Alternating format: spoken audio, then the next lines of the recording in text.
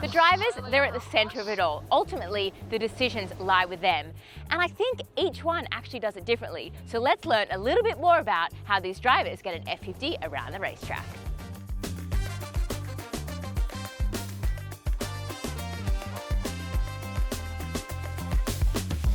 Well, in 101, obviously we learnt that you hold the wheel and you've got a few pedals and things like that to get the F50 sailing. How hard is it to drive an F50 just off a start line? I think the start is one of the trickiest parts of the race. There's so many ways you can approach a start with a good outcome, and many times it gets to a little details, no? And also you depend a bit on what the others are doing around you. And yeah, it's so complex. It's a moving game all the time, no? And you need to be super adaptive. And yeah, in the end, it's not just a driver job. Obviously you use the booth and the full crew to not miss those little things, no? Every here and there. And yeah, it's quite a complex one, and it feels like we've been trying to crack the code for so long already, and yeah, still didn't have it fully. There's different styles to starting. Obviously, you can be close to the line and choose to accelerate. You can be at the back and try to find a gap. How, I guess, when you're in those moments, do you, I guess, navigate around all the F50s? I mean, you've got to thread the needle pretty tight sometimes. Yeah, exactly. I mean, I guess you always have a strategy, no, depending on wind strength and the box shape and what the fleet is doing, but then you need to adapt depending on how the wind is changing, no, and if the fleet is later or earlier or whatever, no. The trickiest ones are probably when the fleet is a bit earlier, you're coming from behind, and you need to find those gaps, no, that you think are going to happen. Sometimes they don't happen and you have to bail out, no, but yeah, those moments when you take the decision of going through the gap are not easy. Oh, it's perfect again by Artemis. Los Gallos somehow thread the needle at the top of the line. The Spanish are going to be coming in fast at Mark 1 from here. It's such a coordination, as you were saying, between the people on board and the coach's booth and yourself. I guess, how do you, in the moment where you've got to make that call, does it ultimately lie with you? Yeah, I mean, we work on many different scenarios, so things are getting more and more automatized, let's say. But many reactions I do on the boat with the wheel depends on the comms I get from the crew. I mean, everything is very spread, all the responsibilities. For example, Joan is on the fleet if it's high or low, others are on if we are high or low, if the fleet is early or late, no? And all those things, depending on where you end up at the back of the box, you try to find the priority and try to many times go to the place where there is less congestion, but also other times you need to focus on where is less gas or the fast point, no? So yeah, it's a game of, it's an art, it's a big art. Yeah, so many moving parts. The big thing that you always talk about, time or distance. And so you're either late, early, or on time. I guess, talk us through kind of like that process. Obviously you're getting a lot of information, but in terms of like accelerating the boat, slowing the boat down, what can you do as a driver, and how do you lead the team in that way? Yeah, so time on distance is a super crucial part. We obviously have the software helping. The hardest thing is putting more boats in the way, no? So you need to calculate that time on distance on the way with the gases and going around the boats you need to go, no? So yeah, you want to be like in a window bracket for time on distance, and then I mean, many times you don't know what's gonna happen in front of you, and you just need to navigate, no, through the boats. So yeah, as I say, I can't say something very specific, but it's like an art in the end. All right, well, let's head up onto the boat and see where you stand and how you process all the information from where you are on the boat. Let's go. Perfect.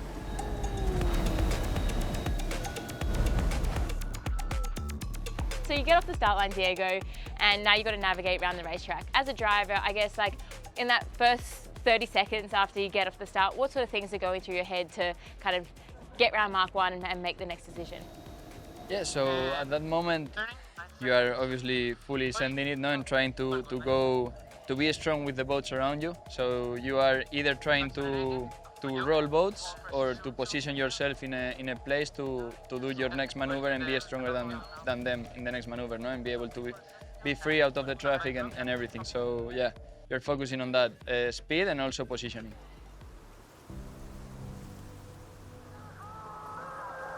And they will get it. Vamos España! Spain claims season 4.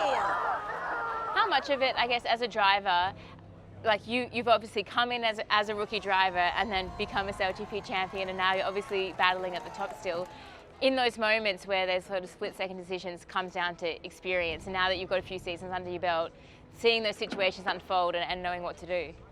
Yeah, 100%. I mean, the longer you do it, the more instinctively and natural they come, no? At the beginning, you need to be thinking about everything, and yeah, also the coordination with everyone else is not so precise, no? And this is taking you the attention out of what I was saying, no? The positioning with other boats and anticipating other situations, and yeah, the more experience you have, the better you are at those things which are crucial, no? To take those decisions before, just a split second before the others, that put you in the stronger position and make you have the chance of passing. Yeah, you cross now, Lisa. I was lucky enough to go sailing for 30 minutes on an F50. Oh my God, do my legs not work? Okay. Stand by. I really didn't think I'd be that shit at this. Turning.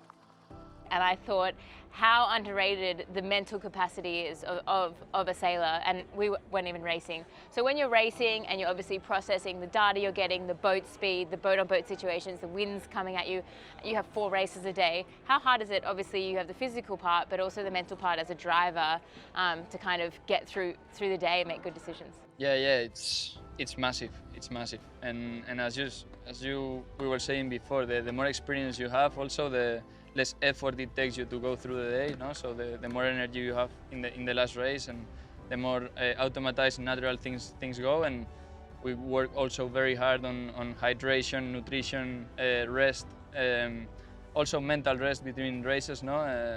If you keep focused too much all the day, then you will run out of energy and mental focus for the last one. So yeah, all those things are super important, and the focus these boats require to go fast around the course is amazing for all the crew. I remember in Bermuda on Saturday, the boat was quite hard to sail, and I was after the second race, I was like, still 2 more races to go, like I cannot keep up with it. So yeah, it's a big one.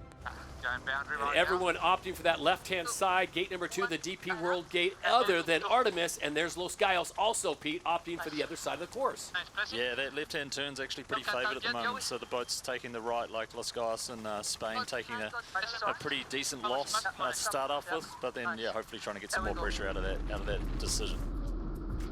One thing that's always, I guess, high pressure and also high reward as well is when everyone's coming into that first turning gate. Obviously we want to know if you're going to turn left or right. There's lots of close crosses, sometimes multiple boats crossing, and lots of rules coming at one time. How do you as a driver sort of navigate those situations? Yeah, so first of all, you try to come into the gate, into the big traffic gate, in a position with rights. You want to be inside of the marks, or at least with starboard, no? But sometimes you cannot get there because other boats got that position before you, and you need to anticipate, maybe take a little penalty on the ley line, taking it too far, so you have room to not interfere with right-of-way boats and stuff. And yeah, it's all about anticipation, as you say. I think a fast mode is good for now. So maybe do a net for the others or no? They are going super high. They are almost going up. John? Sorry? Thank you. Problem? Nice puff on the bow. I think we just go right then, eh? Copy that. Nice. It should be free. And right now, unlike yesterday, it looks like Spain's going to opt for the right side of the course. Remember, yesterday it was that left side of the DP World Gate, gate number 2, and Los Gallos and Diego Botín, their driver, will spin it around and head back. So how far ahead are you planning? I mean, we want to know if you're going to turn left or right. You obviously have a plan, but then it could change. I guess how far up half a leg are you make those Depends a decisions? lot. Depends a lot. You try to know where are you relative to other boats, and you also know what is the favored mark relative to the wind, the shift, and everything. And sometimes, yeah, it's all about traffic. So you leave your options open for very late, and sometimes it's very clear that you need to go to the mark. So you try to position yourself early on the leg to be on the strong side of the course for that mark. And I mean, there's so much data that you're getting, obviously from your boat, but from the coach's booth, but then there's also so much instinct in sailing as well. How do you balance, I guess, all that sort of input? And in the race course, you need to go through instinct a lot, because the decisions need to be taken so quick that thinking and processing too much is, it's not efficient, no? So yeah, instinct is a big part. Now, obviously, you hold the wheel. From out of the boat, it looks like you're just holding it straight and it's no problem. How much, I guess, of your role is, optimizing the F50, the mode, the speed, and pushing the guys in front of you to keep pushing? Well, yeah, in the end, I think the key is to have all the crew aligned and agreed on what we are doing, what mode we are doing, and how we want to sail the boat to achieve what we want in the longer term, no? And yeah, sometimes you don't need to speak much. Sometimes you feel some things that you need to transmit to be aligned, and sometimes also the crew have to tell me, Diego, why are you doing this like this today? Like, you need to do it as we said, no? I think the left and bottom set us better, not for the top left. Simo, what do you think? I agree. Do you get much feedback Everyone through the wheel? Yeah, it's all the feedback you get through the wheel. I mean, also, as we said, no, it's something you learn with experience through the years, how the boat reacts and what feedback the wheel is giving you if you are sailing too low, too high, or with the sails trim in a way, or if you are sailing too fast or too slow. And yeah, there's many things you can get out of the wheel. Finally, I'd love to know is, sometimes you go 5 people on board, 4 people, 3 people, it probably gets harder and harder. What's it like for you as the driver when there's just three team members on this boat trying to optimize it? When we are 3 up, you mean? Yeah, it's a bit harder, obviously, because there's many things to do. And yeah, you cannot sail the boat to 100% as we do when we are 6 up. But yeah, we have many buttons. We can configure the buttons we have in different ways to maximize those 3-up configurations.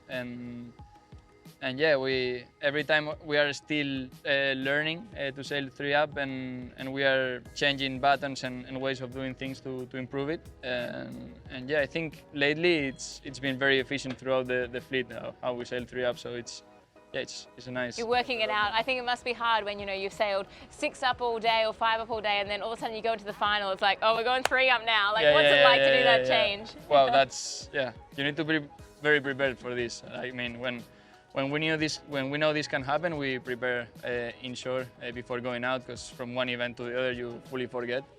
So that's a big part of the preparation. And the Emirates winning moment will go the way of the Spanish. I guess that's kind of the cool thing about SailGP. Obviously, all the venues we go to have, different tactical games, boat speed, or maybe it's gusts and shifts, like you're saying. Maybe it's 5 up, 6 up, 3 up. You're always having to adapt, and really pushes you as an athlete. Yes, 100%. I think sailing is a very nice sport for that. Adaptability is a big one. Well, thanks for giving us a little bit more of a deep dive of how hard a driver's role is. Obviously, holding the wheel and steering the boat straight looks easy, but there's a lot more that goes on out there. 100%. Los Gallos, Spain, with a great start to kick off Super Sunday.